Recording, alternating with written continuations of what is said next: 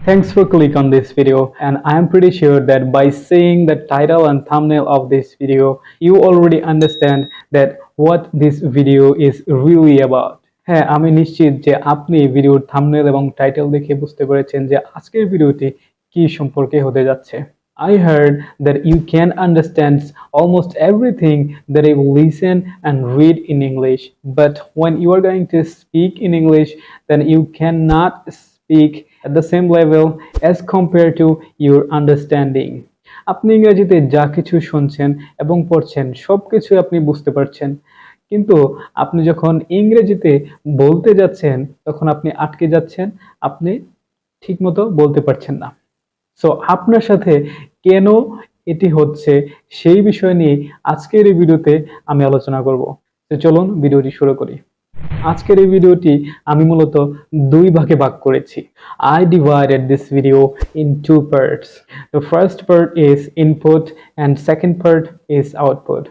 First পার্টে আপনি জানতে পারবেন কেন আপনি ইংরেজি বুঝতে পারছেন, এবং সেকেন্ড পার্টে আপনি জানতে পারবেন যে কেন ইংরেজি বোঝা সত্ত্বেও আপনি ইংরেজি বলতে পারছেন না, আপনি আটকে যাচ্ছেন, এবং আপনাকে এই সমস্যা থেকে উত্তরণের জন্য কি করতে হবে।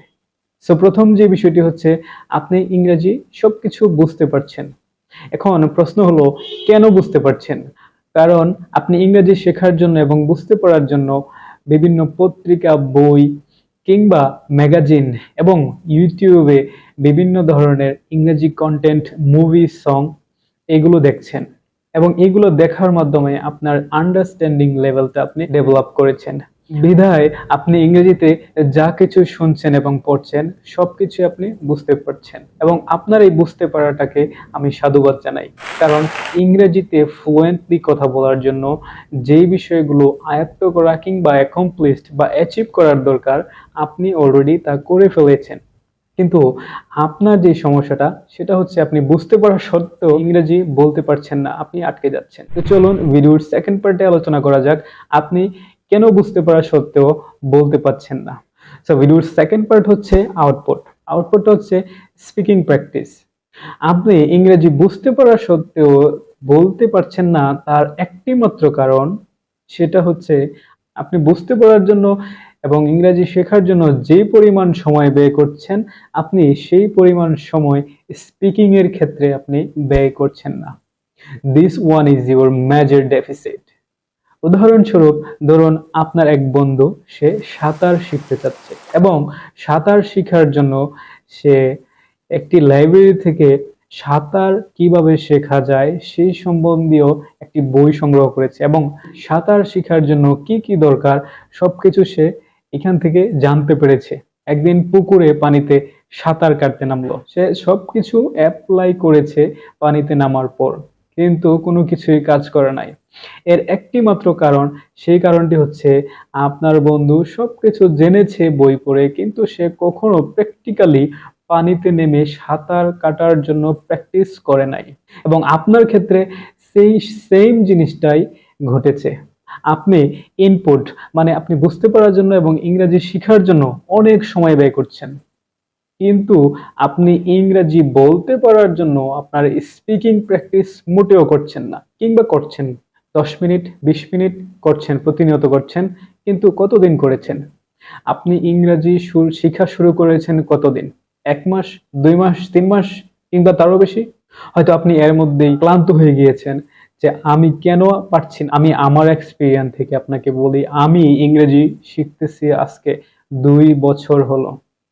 এখনো আমি যখন মাঝে মধ্যে কোনো একটা নির্দিষ্ট বিষয় নিয়ে আলোচনা করতে যাই তখন আমি আটকে যাই। এটা কেন জানেন? কারণ এটা হচ্ছে, আপনাকে বুঝতে হবে যে ইংরেজি হচ্ছে কোনো একটা লিমিটেড কোনো টাস্ক নয় এবং টপিক নয় কিংবা একটা বই নয় যে এই বইটি আমরা 1 মাস, 2 মাস, 1 বছর কিংবা 2 বছর পড়ার মাধ্যমে পুরো বইটি আমরা মুখস্থ করে ফেলবো, আয়ত্ত করে ফেলবো, আমরা একদম শিখে ফেলবো। ইংরেজি হচ্ছে একটা ভাষা। এই ভাষাটা যখন আপনি শিখতে যাবেন, আপনাকে এটার পিছনে সময় ব্যয় করতে হবে, আপনাকে ধৈর্য ধরতে হবে, প্রতিনিয়ত আপনাকে প্র্যাকটিস করে যেতে হবে।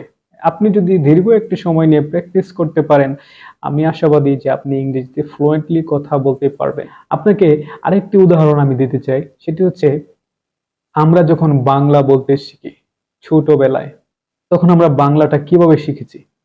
আমরা প্রথমে শুনেছি, বড়দের কাছ থেকে শুনেছি, তখন আস্তে আস্তে বলার চেষ্টা করেছি। প্রথম দিক দিয়ে আমাদের প্রোনাউন্সিয়েশন ঠিক মতো হতো না।